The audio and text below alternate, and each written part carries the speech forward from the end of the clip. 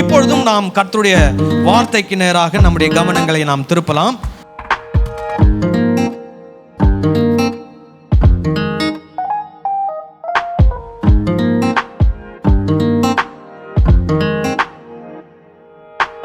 மத்தேயு 7ஆம் அதிகாரம், மத்தேயு 7ஆம் அதிகாரத்திலே 21 23 வசனங்கள் வரைக்கும் வாசிப்போம்.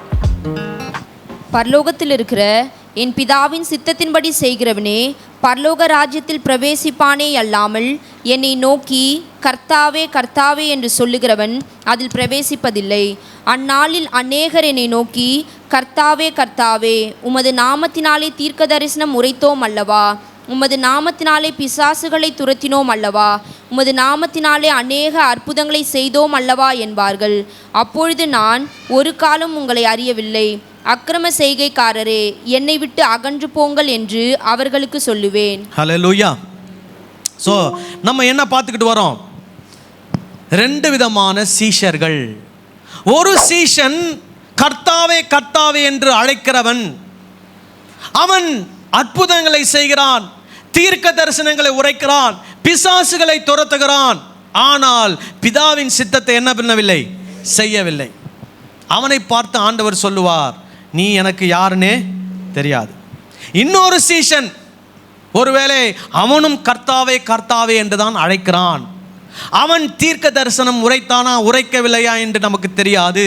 அவன் பிசாசுகளை துரத்தி இருக்கிறானா துரத்தவில்லையா என்று நமக்கு தெரியாது.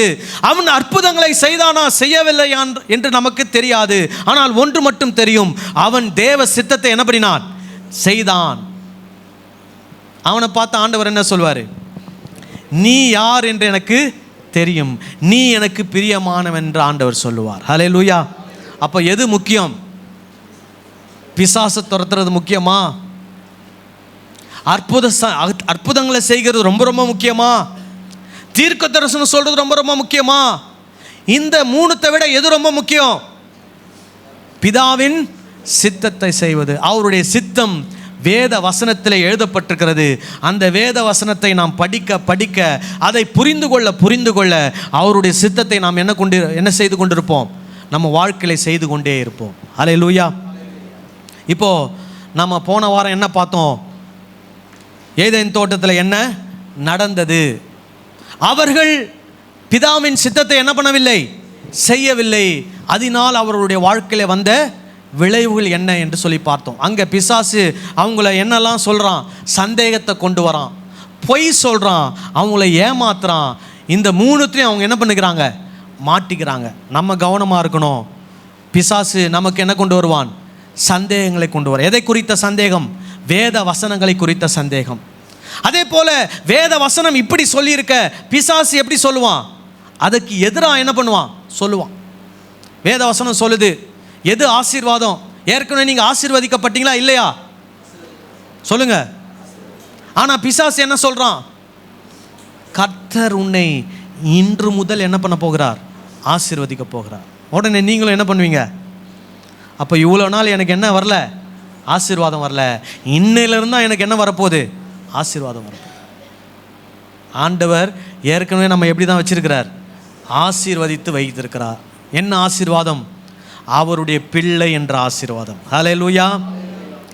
ரட்சிப்பு என்ற ஆசீர்வாதம், நித்திய ஜீவன் என்ற ஆசீர்வாதம், பரிசுத்த ஆவியானவர் நமக்குள்ளே வாசம் பண்ணுகிறார் என்ற ஆசீர்வாதம். ஹல்லேலூயா. இந்த உலகத்தில் நீங்கள் போய் எந்த ஜீவ நதியில் போய் நீங்கள் முங்கினாலும் உங்கள் பாவம் என்ன ஆகாது, தீராது, நிவர்த்தி ஆகாது. ஆனால் அந்த பாவத்தை தம்முடைய இரத்தத்தினால் நமக்கு கழுவி நம்மை நீதிமான்களாக்கி இருக்கிறார். ஹல்லேலூயா. அந்த ஆசீர்வாதத்தை ஆண்டவர் கொடுத்திருக்கிறார். ஆமென் சொல்லலாமா? ஹல்லேலூயா. இன்றைக்கு அதே ஏதேன் தோட்டத்திலேருந்து இன்னும் 2 விஷயத்தை பார்க்க போகிறோம். கர்த்தருடைய சித்தம். ஒரு வசனத்தை வாசிக்கும். 2ஆம் அதிகாரம், ஆதியாகமம் 2ஆம் அதிகாரம் 8ஆம் வசனத்தை வாசிப்போம். தேவனாகிய கர்த்தர் கிழக்கே ஏதேன் என்னும் ஒரு தோட்டத்தை உண்டாக்கி தாம் உருவாக்கின மனுஷனை அதிலே வைத்தார். ஹல்லேலூயா. ஸோ மனுஷன் ஆண்டவர் எங்கே கொண்டு வந்து வச்சார், ஏதேன் என்று தோட்டத்தில் வச்சார். ஏதேன் அப்படின்னா பிளிஸ், ப்ளஷர் அப்படின்னு அர்த்தம். ஆனந்தம், மகிழ்ச்சி. அப்போ அந்த தோட்டத்துக்கு என்ன பேர்? மகிழ்ச்சி தோட்டம், ஆனந்த தோட்டம், இன்ப தோட்டம் அப்படின்னு பேர். அந்த தோட்டத்தில் தான் என்ன பண்ணுறாராம், இவங்களை கொண்டு வந்து வைக்கிறார். அப்போது அந்த தோட்டம் அவங்களுக்கு எதை கொடுத்தது? இன்பத்தை, மகிழ்ச்சியை, ஆனந்தத்தை கொடுத்தது. ஹல்லேலூயா. இப்போ நீங்கள் பார்த்தீங்கன்னா இந்த ஆண்டவர் இந்த பூமியில் மரம், செடி, கொடி, மலை, ஆறு எல்லாத்தையும் இந்த பூமியே உண்டாக்கிட்டார். உண்டாக்கிட்டு தோட்டம் ஒன்று உருவாக்கி அந்த தோட்டத்தெல்லாம் யார் கொண்டு வந்து வச்சார்? மனுஷனை வச்சார். இப்போ நிறைய பேர் அதை எப்படி தப்பாக சொல்கிறாங்கன்னா, இந்த 2 பேருக்கு இந்த முழு உலகத்தையே ஆண்டவர் என்ன பண்ணியிருக்கிறாராம்? படைச்சி வச்சிருக்கிறாரு. அப்போது நம்ம ஒவ்வொருத்தருக்கும் நமக்கு தேவையானதுக்கு மிஞ்சி ஆண்டவர் என்ன பண்ணுவார்? கொடுப்பாரு. அதுதான் தேவ சித்தம் இல்லை. ஏன்னா ஆண்டவர் பிற்காலத்தில் எவ்வளோ பேர் இந்த பூமியில் வரப்போகிறாங்கன்னு எல்லாம் தெரிந்தவர். அதனால் வரப்போகிற எல்லாருக்கும் தேவையானதை என்ன பண்ணியிருக்கிறாரு? சேர்த்து வச்சு படைச்சார். அந்த 2 பேருக்கு இதெல்லாம் வேணும்னு சொல்லி சேர்த்து வச்செல்லாம் படைக்கல. புரியுதுங்களா?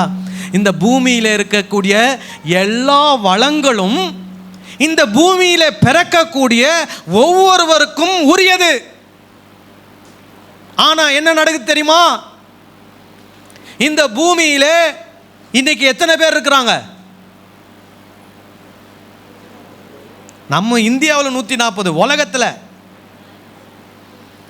700 அல்லது 750 கோடின்னு வச்சுக்கோங்க. 750 கோடி மக்கள் இருக்கிறாங்க இந்த பூமியில். ஆனால் இந்த பூமியில் இருக்கக்கூடிய வளங்கள், சொத்துக்கள், ஆஸ்திகள், பொருட்கள், பணங்கள், பொருளாதாரங்கள் 80% யார் கையில் இருக்குது தெரியுமா? 1500 பேர் கையில் இருக்குது. எத்தனை பேர்? 1500 பேர் கையில் தான் இருக்குது. எத்தனை சதவீதம்? 80% இந்த பூமிக்குரிய காரியங்கள் எல்லாம். உண்மையாக வரணும்னா அந்த 1500 பேர் கையில் இருக்கிற சொத்தெல்லாம் நீங்கள் பிடுங்கினீங்கன்னா இந்த பூமியில் யாருமே என்ன கிடையாது?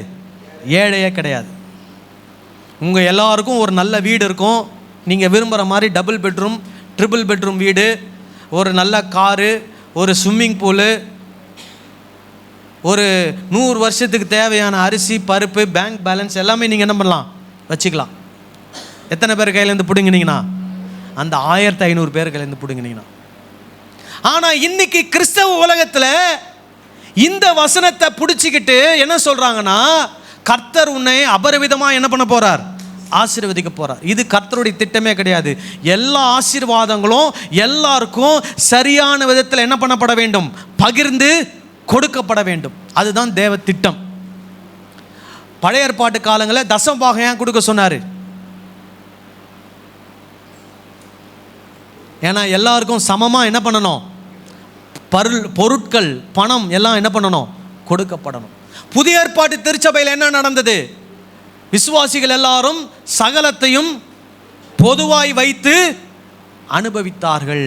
அவனவன் தனக்குண்டான ஆஸ்திகளை விற்று தனக்கு தேவைக்கு தக்கதாக வைத்து கொண்டு மீதியை கொண்டு வந்து என்ன பண்ணானாம்? அப்போஸ்தலர் பாதத்திலே வைத்தான்.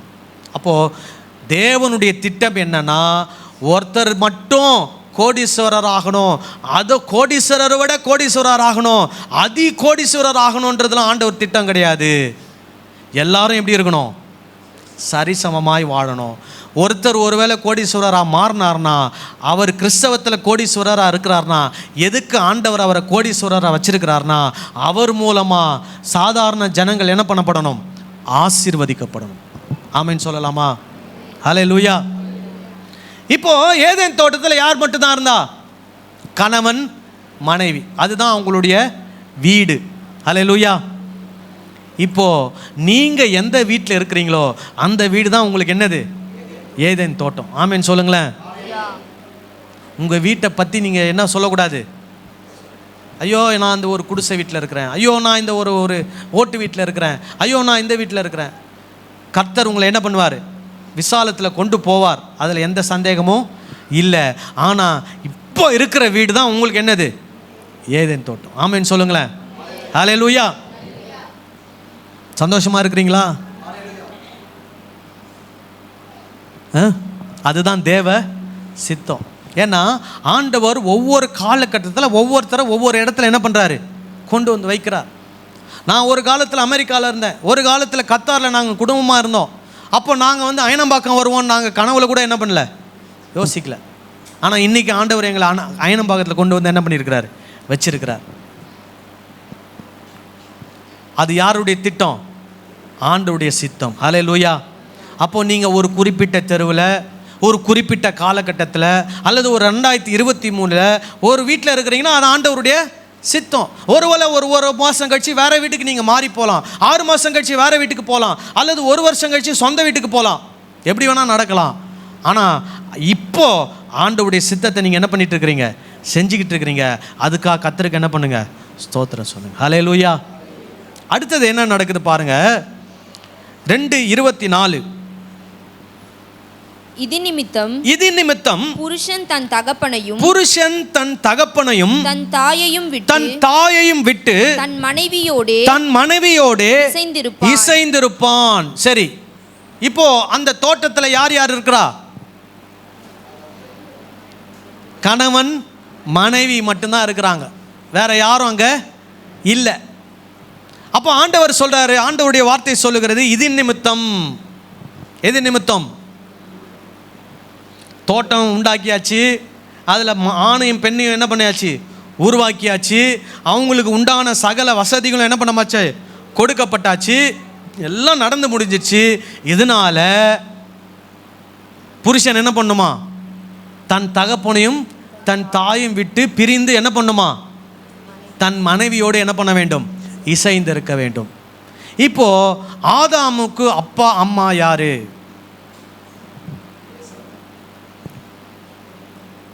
ஏவாளுக்கு அப்பா அம்மா யாரு? ஆண்டவர். ஆனா இந்த வசனத்தை மோசே எப்போ எழுதுறாரு?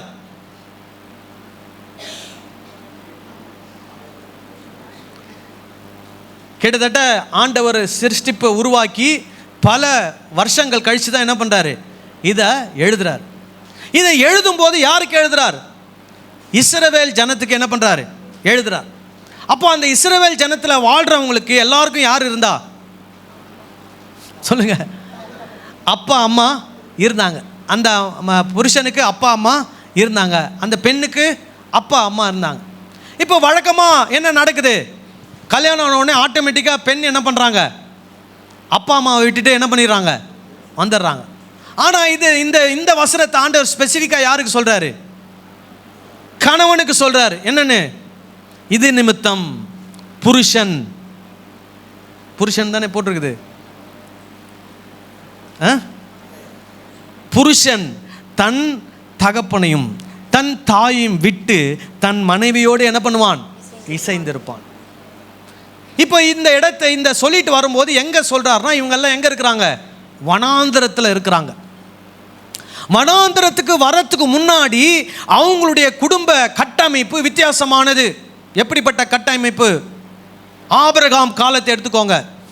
ஆபிரகாம் காலத்தில் ஆபிரகாம் வாழும்போது அவருடைய மனைவி, அவருடைய வீட்டில் இருக்கிற வேலைக்காரர்கள், அவருடைய மகனாகிய இஸ்மவேல், அவருடைய மகனாகிய ஈசாக்கு எல்லாரும் ஒரே இடத்துல என்ன பண்ணாங்க, இருந்தாங்க. கூடாரம்லாம் இருக்கும், வித்தியாசமான கூடாரம் இருக்கும்.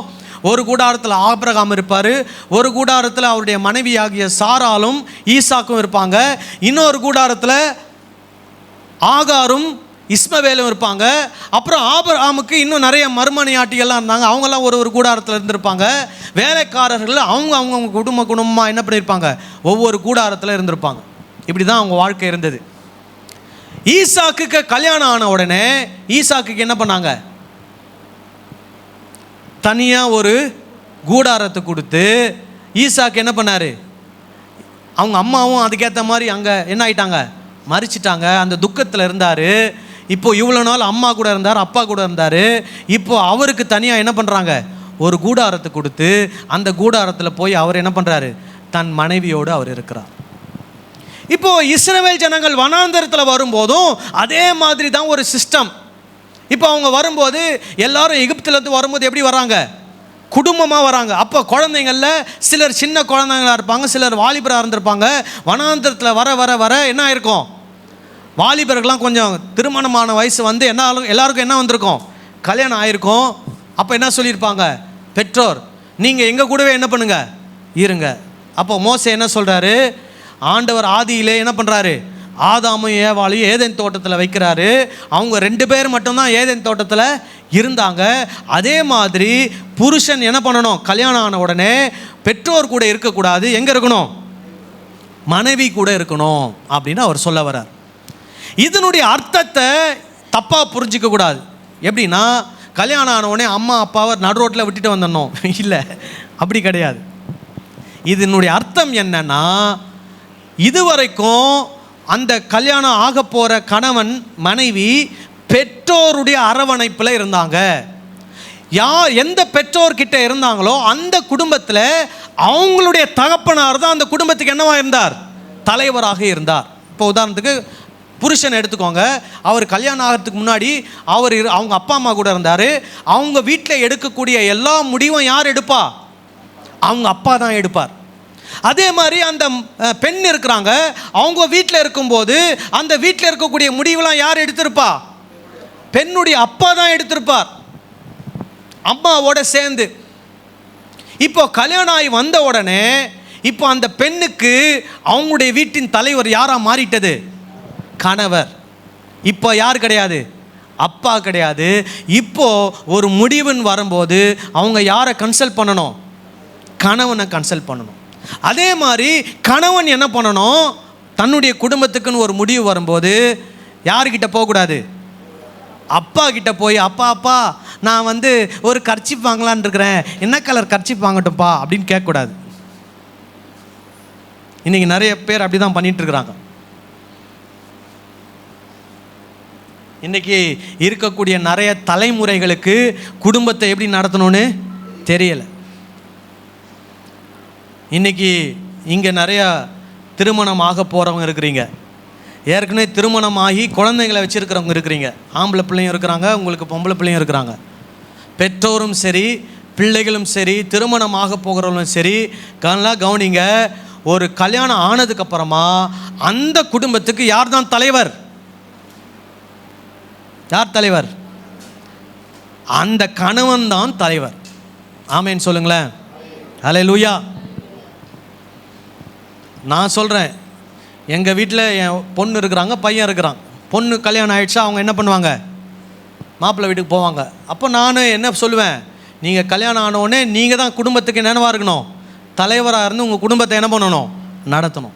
அதே மாதிரி என் மகனுக்கும் என்ன சொல்லுவேன், கல்யாணம் ஆனதுக்கப்புறம் நீ தான் உங்கள் குடும்பத்துக்கு என்னவாக இருக்கணும், தலைவர். சும்மா எங்கே வரக்கூடாது, மம்மி டேடின்னு என்ன பண்ணக்கூடாது, எங்கள் கிட்டே வரக்கூடாது. உன் குடும்பத்துக்கான முடிவை நீ தான் என்ன பண்ணணும், எடுத்து உன் ஃபேமிலியை நீ என்ன பண்ணணும், ரன் பண்ணணும். இந்த மாதிரி தான் எல்லா பெற்றோரும் என்ன பண்ணணும், உங்களுடைய பிள்ளைகளை நீங்கள் என்ன பண்ணணும், விடணும். நீங்கள் பார்த்தீங்கன்னா பறவைகள் மிருகங்கள் எல்லாம் குட்டி போடும், அரவணைக்கும், பாதுகாக்கும். ஒரு வயசு வந்தவொன்னே என்ன பண்ணிடும், அமுச்சு விட்றோம். எதுக்கு, நீயா போய் முட்டி மோதி என்ன பண்ணு, பழைச்சி உன் வாழ்க்கையில் என்ன பண்ணு, முன்னேறி வா. ஆனால் நம்ம என்ன பண்ணுறதில்ல, விடுறதே இல்லை. என் புருஷனும் என் பக்கத்தில் தான் இருக்கணும், என் பொண்ணும் என் பக்கத்தில் தான் இருக்கணும், என் பையனும் என் பக்கத்தில் தான் இருக்கணும். யாரையும் நான் என்ன பண்ண மாட்டேன், அனுப்பியே விட மாட்டேன். எல்லாரும் என் கண்ட்ரோலில் தான் என்ன பண்ணணும், இருக்கணும். உங்கள் பக்கத்தில் இருக்கலாம், ஆனால் உங்கள் கண்ட்ரோலில் அவங்கள என்ன பண்ணக்கூடாது, வச்சுக்கக்கூடாது. அவங்க கண்ட்ரோல், அவங்க கணவன் மனைவி அவங்க குடும்பத்துக்கான காரியத்தை அவங்க என்ன பண்ணணும், டிசைட் பண்ணணும். உங்ககிட்ட ஆலோசனைக்கு வந்தால் நீங்கள் என்ன பண்ணலாம், ஆலோசனைகள் கொடுக்கலாம். ஆனால் கொடுக்குற ஆலோசனைகளை அவங்க செய்ய வேண்டும் என்று என்ன பண்ணக்கூடாது, எதிர்பார்க்கக்கூடாது. இப்படிலாம் இருந்தீங்கன்னா உங்கள் குடும்பம் நல்லா சந்தோஷமாக இருக்கும். இல்லைன்னு வச்சுக்கோங்க, நீங்களே சொந்த செலவில் உங்கள் குடும்பத்துக்கு என்ன பண்ணுறீங்க, சூனியம் வச்சுக்கிறீங்க. உங்கள் பையன் நல்லா இருக்கணும்னு நினச்சி உங்கள் பையன் வாழ்க்கையை நீங்கள் என்ன பண்ணுறீங்க, கெடுக்கிறீங்க. உங்கள் பொண்ணு நல்லா இருக்கணும்னு நினச்சி உங்கள் பொண்ணு வாழ்க்கையை நீங்களே என்ன பண்ணுறீங்க, கெடுக்கிறீங்க. இப்போ நான் இது என்னுடைய பர்சனல் எக்ஸ்பீரியன்ஸை பற்றியெல்லாம் நான் சொல்லலை.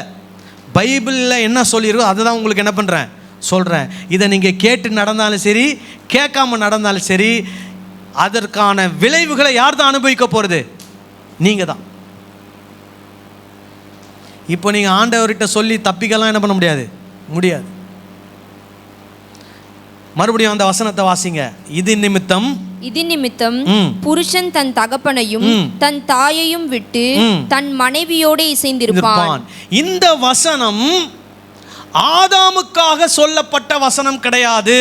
யாருக்காக சொல்லப்பட்டது? இஸ்ரவேலில் இருக்கக்கூடிய ஜனங்களுக்காக சொல்லப்பட்டது.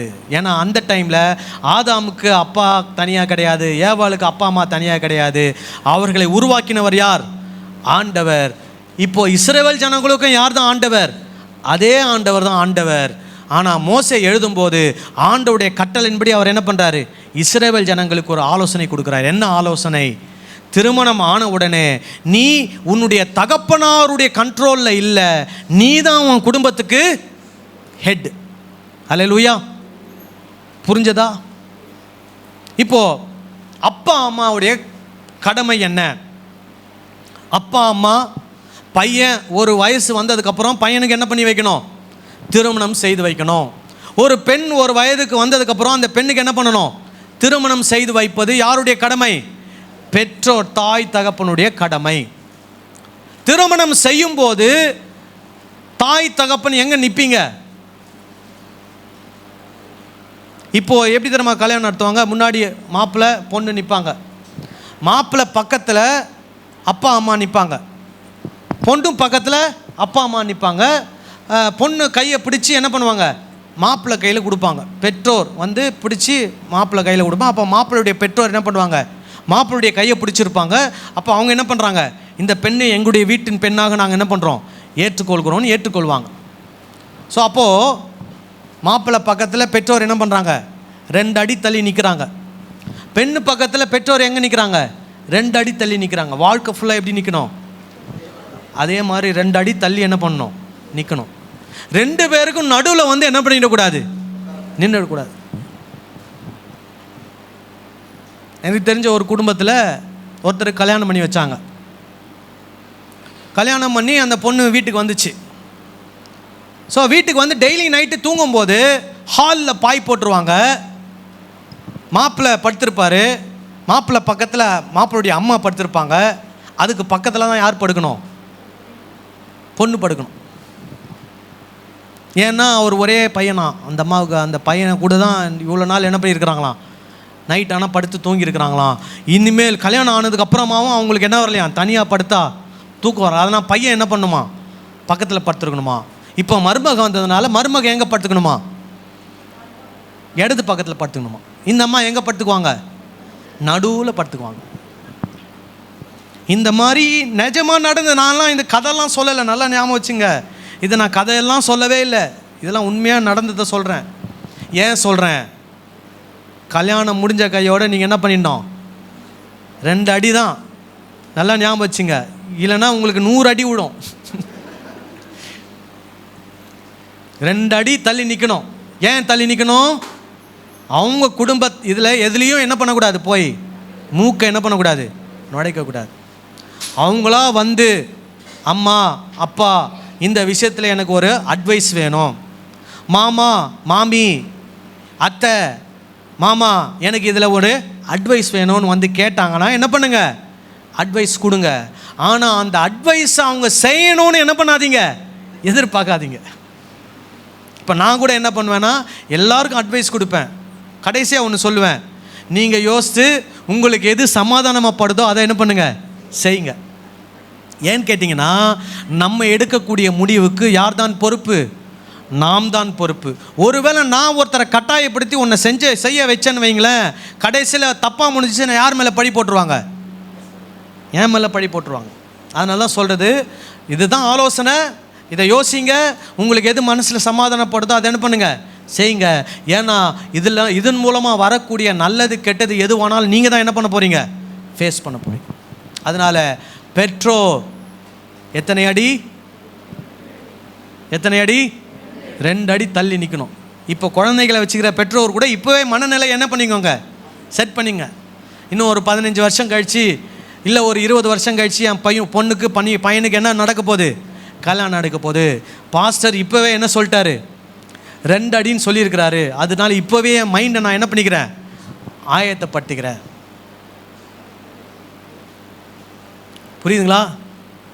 சரி. ஸோ கணவன் மனைவி இருக்கிற அந்த இடத்துல பெற்றோர், பெண்ணுடைய பெற்றோர் ஆனாலும் சரி, பையனுடைய பெற்றோர் ஆனாலும் சரி, அவங்க 2 பேருக்கு நடுவில் வந்து என்ன பண்ணக்கூடாது, நிற்கக்கூடாது. சரி, இது தவிர்த்து ஏதேன் தோட்டத்தில் ஒரு பாம்பு உள்ள நுழைஞ்ச மாதிரி சில பாம்புகள்லாம் உள்ள நுழையும். அது யாரு? மாமா, மச்சான், சித்தப்பா, அத்தை, சித்தி, பெரியம்மா, பாட்டி, ஆயா, 1 விட்ட ஆயா, 2 விட்ட அத்தை, மூத்தாரு, முதலியார், அவர் இவருன்னு நிறைய பேர்லாம் இருக்கும். எல்லாரும் வந்து என்ன பண்ணுவாங்க, பார்ப்பாங்க, மூக்கை உள்ள நுழைக்க பார்ப்பாங்க. இப்போ எங்கள் ஊழியத்தில் எடுத்துக்கோங்க, நாங்கள் ஊழியத்தில் இருக்கிறோம். சிலர் இப்போ நான் இந்த சர்ச்சில் சொல்லலை, நீங்கள் எல்லோரும் ரொம்ப நல்லவங்க, மற்ற சர்ச்சில் இருக்கும்போது சொல்கிறேன். சிலர் வந்து என்ன பண்ணுவாங்கன்னா என்கிட்ட ஒரு விஷயத்தை பற்றி கேட்பாங்க. உதாரணத்துக்கு எடுத்துக்கோங்க, ஐயா டிவி சூப்பராக இருக்குது ஐயா, டிவி எவ்வளோ ஐயா? இப்போ உதாரணம் நான் சொல்கிறேன், டிவி வந்து 25,000 ரூபா அப்படின்னு சொல்கிறேன்னு வச்சுங்க. போயிடுவாங்க. நான் வேறு யார்கிட்டயும் அது பேசிகிட்டு இருப்பேன். நைஸாக என் ஒய்ஃப் கிட்டே போவாங்க, சிஸ்டர் டிவி ரொம்ப சூப்பராக இருக்குது சிஸ்டர், எவ்வளோ சிஸ்டர் டிவி அப்படின்வாங்க. சப்போஸ் என் ஒய்ஃபு 30,000ன்னு சொன்னாங்கன்னா என்ன யோசிப்பாங்க? பாஸ்டர் போய் சொல்கிறாரா இல்லை சிஸ்டர் போய் சொல்கிறாங்களா? இப்போ இதில் கேள்வி என்னென்னா, என்கிட்ட கேட்டீங்களே ஏற்கனவே, அப்புறம் எதுக்கு போய் என் ஒய்ஃப் கிட்ட கேட்கணும்? அப்போனா என்ன அர்த்தம்? இது என்னது? கேம் விளையாடுறது. இந்த மாதிரி நிறைய பேர் என்ன பண்ணுவாங்க, நம்ம குடும்பங்களில் வந்து கேம் விளையாடுவாங்க. உங்ககிட்ட ஒன்று சொல்லுவாங்க, உதாரணத்துக்கு ஹஸ்பண்ட் கிட்ட ஒன்று சொல்லுவாங்க, ஒன்று விசாரிப்பாங்க. அடுத்த நிமிஷம் யார் கால் வரும்? மனைவிக்கு கால் வரும். மனைவி கிட்ட என்ன பண்ணுவாங்க, அதே விஷயத்தை விசாரிப்பாங்க. ஸோ கணவன் மனைவி அந்தந்த விஷயங்களில் உங்களுடைய கருத்துக்களை நீங்கள் பரிமாறிக்கொள்ளவில்லை என்றால் நீங்கள் ஏடாகூடமாக என்ன பண்ணுவீங்க, இந்த மாதிரி கேம் விளையாடுற ஆட்கள் கிட்ட போய் என்ன பண்ணுவீங்க, மாட்டிக்குவீங்க. அதனால் நான் எப்போவுமே என்ன சம்பவம் நடந்தாலும் நான் உடனே என் ஒய்ஃப் கிட்ட என்ன பண்ணிடுவேன், சொல்லிவிடுவேன். அவங்களும் எந்த விஷயமானாலும் உடனே என்கிட்ட என்ன பண்ணுவாங்க, சொல்லுவாங்க, இந்த பிரதர் இந்த கேள்வி என்கிட்ட என்ன பண்ணார், கேட்டார். அந்த சிஸ்டர் இந்த கேள்வி என்கிட்ட என்ன பண்ணாங்க, கேட்டாங்க. நான் இந்த பதில் அவங்களுக்கு என்ன பண்ணியிருக்கிறேன், சொல்லியிருக்கிறேன். அதனால் நெக்ஸ்ட் இயர்லேருந்து நீங்கள் ஏதாவது கேள்வி கேட்குறதா இருந்தால் யார்கிட்ட கேட்கணும், எங்கள் 2 பேரில் யாராவது ஒருத்தர்கிட்ட. சிலர் என்ன திறமை பண்ணுவாங்க, என்கிட்டையும் கேட்பாங்க, என் ஒய்ஃப்கிட்டையும் கேட்பாங்க, பசங்கிட்டையும் போய் கேட்பாங்க. எதுக்கு? கணவன் மனைவி 2ம் ஊமை குசும்பு, 2ம் பேசி வச்சுக்கிட்டு என்ன பண்ணும், ஒரே பதில் சொல்லும். பிள்ளைங்களை கேட்டால் என்ன ஆகும், கரெக்டான பதில் கிடைக்கும்.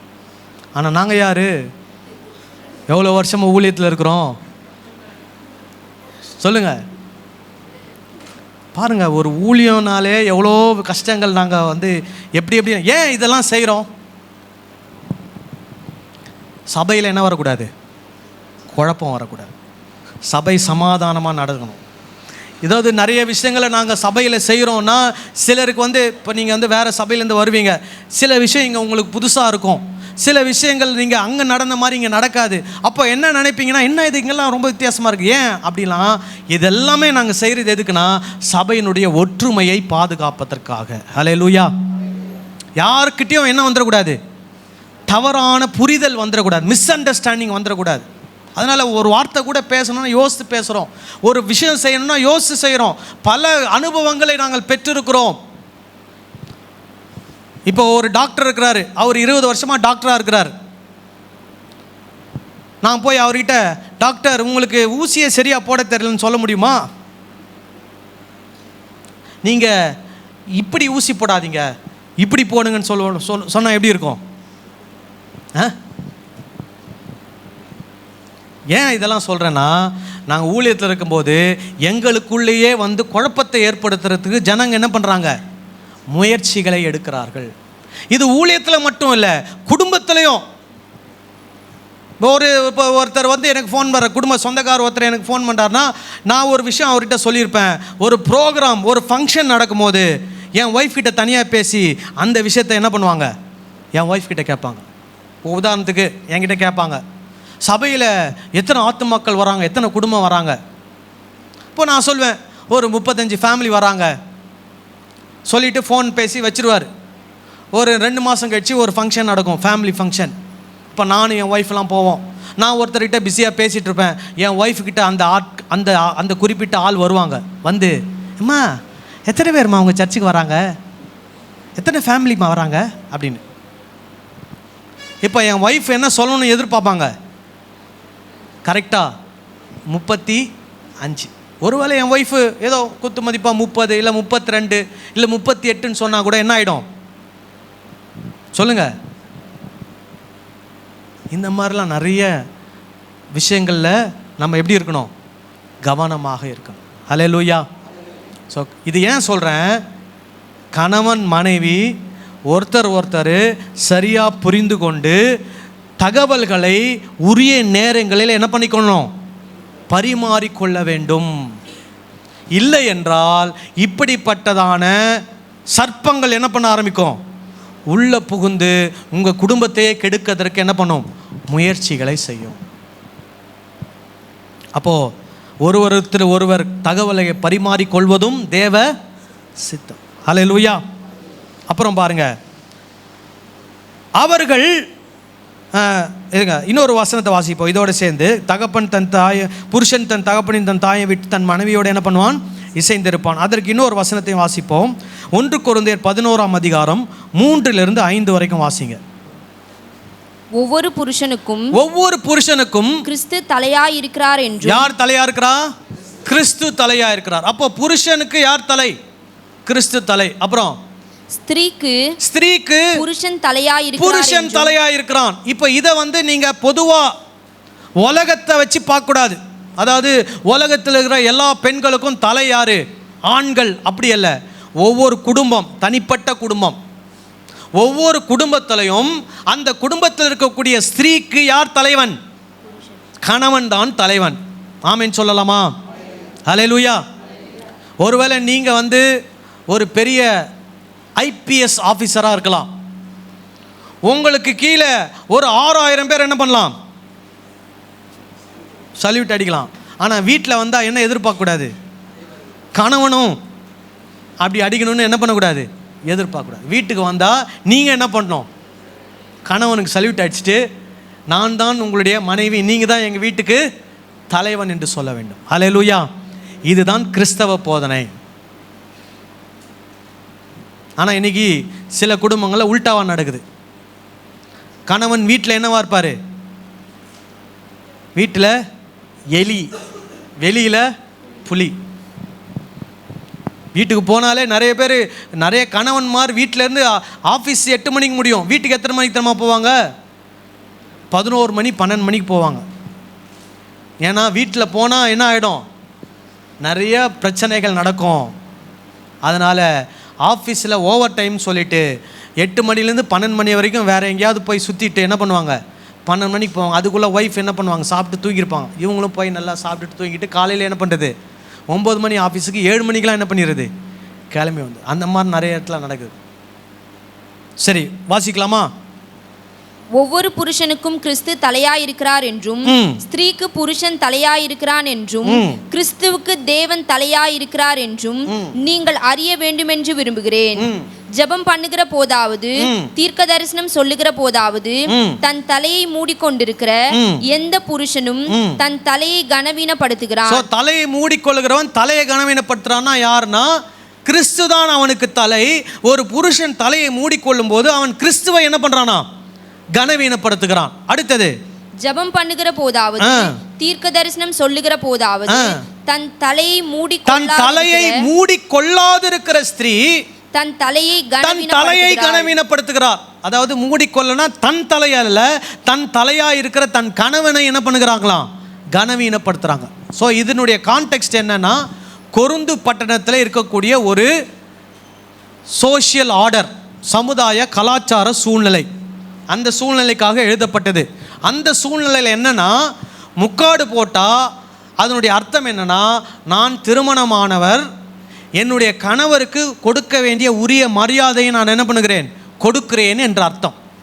அப்போ இங்கே முக்காடு போடுறவங்களும் எந்த அர்த்தத்தோடு முக்காடு போடணும்?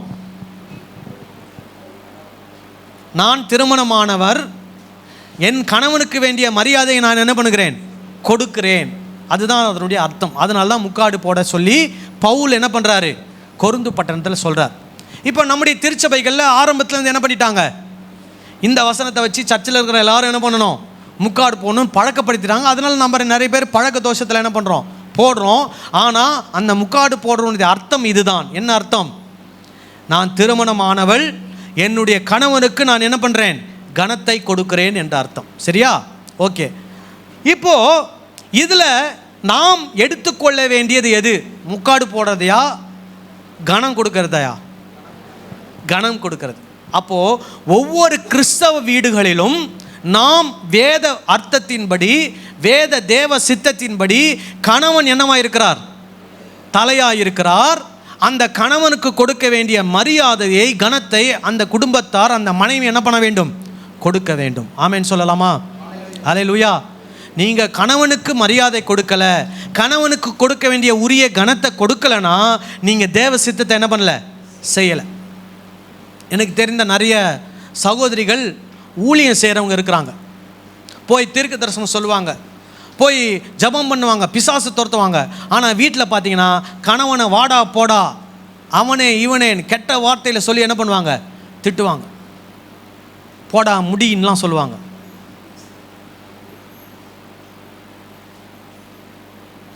ஆனால் வெளியே போய் என்ன பண்ணுறது, அப்படியே அந்நிய பாஷை அவங்க பேசுனாங்கன்னா அங்கே யாரும் என்ன பண்ண முடியாது, நிற்க முடியாது. அப்படியே தலையில் தபலை அடித்தாங்கன்னா பேயெல்லாம் என்ன பண்ணும், அலறி ஓடும். தீர்க்க தரிசனம் பயங்கரமாக வரும், அப்படி அற்புதங்கள்லாம் நடக்கும். ஆனால் வீட்டில் யாருக்கு மரியாதை இல்லை, கணவனுக்கு மரியாதை இல்லை. சில வீட்டிலலாம் கணவர் ரட்சிக்கப்படவே மாட்டார். அப்போ கணவனுக்கு கொடுக்க வேண்டிய மரியாதையை கொடுக்கலனா, கணவனுக்கு கொடுக்க வேண்டிய கனத்தை கொடுக்கலனா நீங்கள் தேவ சித்தத்தை என்ன பண்ணல, செய்யலை. அந்த தேவ சித்தத்தை செய்யலைனா நீங்கள் யாருன்னு எனக்கு தெரியாதுன்னு ஆண்டவர் என்ன பண்ணுவார், சொல்வார். சரி, இது மனைவிக்கு மட்டும்தானா? கணவனுக்கும் தான். கணவர்களும் மனைவிக்கு கொடுக்க வேண்டிய மரியாதை, கனத்தை என்ன பண்ண வேண்டும், கொடுக்க வேண்டும். ஏனென்றால் ஒவ்வொரு வீடுகளிலும் தாய்மார்கள் அவ்வளவு முக்கியம் வாய்ந்தவர்கள். உங்கள் மனைவி ஒரு வாரம் வீட்டில் இல்லைன்னா என்ன நடக்கும், வீடெல்லாம் நாற்றம் எடுக்க ஆரம்பிச்சிடும். வீடு நீட்டாக இருக்காது, எலி பொந்து மாதிரி ஆகிடும். எங்கள் வீடு எடுத்துங்க, சிஸ்டர் ஒரு 2 நாள் சிக்காயிட்டாங்கன்னா எங்கள் வீடு அப்படி தான் ஆகிடும். என்ன சாப்பாடு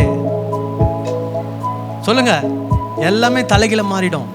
அதனால் வீட்டில் இருக்கக்கூடிய ஒவ்வொரு பெண்மணிகளையும் தாய்மார்களையும் நம்ம என்ன பண்ணோம், கனத்துக்குரியவர்களாய், மரியாதைக்குரியவர்களாய் என்ன பண்ண வேண்டும், நடத்த வேண்டும்.